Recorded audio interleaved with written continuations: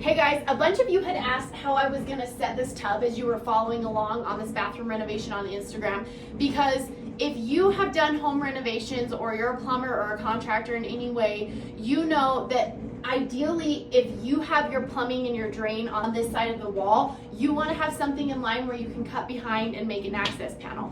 I knew in this case I was not going to be able to do that here because this was a shower before. This was a tiny, dark, little, sad shower, and I knew I had the width for a bathroom, so I was a full tub, so I was gonna find a way to put it in here.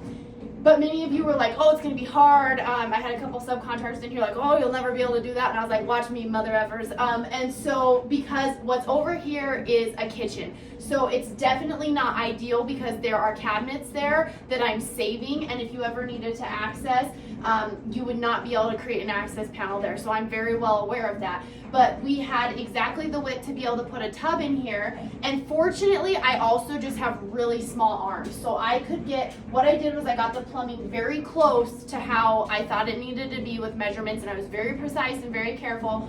I got everything set up, but then here's what I did. This wall over here, you guys, this is just a bedroom, and even though my plumbing and my drain and everything was there, so I had to have everything spot on for measurements, I cut the bottom of these studs. So you can kind of see how much they wiggle. And let me give you a close-up on it. So here it is from the other side. I just cut this drywall out, and then at the bottom of those studs, of course, turn your electrical off. At the bottom of those studs, I just cut the nails attaching them here and here. So see how much extra play I have if I needed to slide this back, and then I was able to just slide my stringer board in through there, get a nice positioning of it.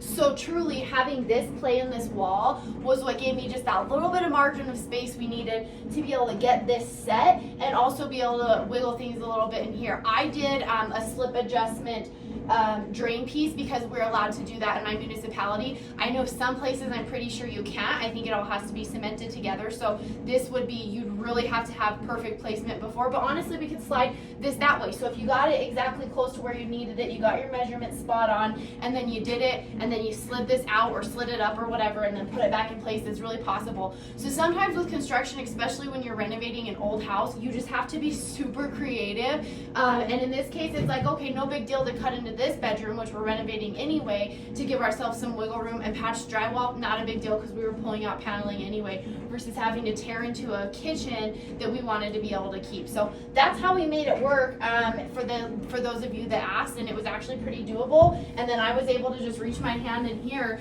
and make any like fine-tuning adjustments that I needed to. So this tub, I'm going to add a couple more support blocks over here after I put these back and reattach them, and then we're set and we're good to go. So that's what made it work for us in this case here today. Cool.